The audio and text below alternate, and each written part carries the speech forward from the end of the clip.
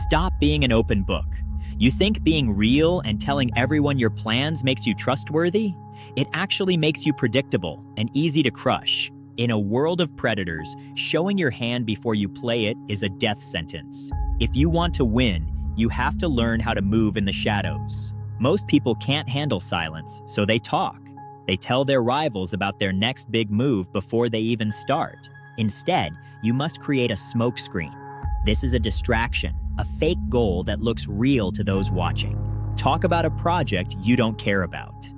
While everyone is busy watching your left hand, your right hand is already closing the deal. When people don't know what you're aiming for, they can't stop you. By the time they realize your true intentions, it's far too late. You aren't being a liar. You are being a strategist, protecting your vision from those who would love to see it fail. If you're ready to start playing at a professional level, follow this channel for 3 deep dives every week. Start your transformation today.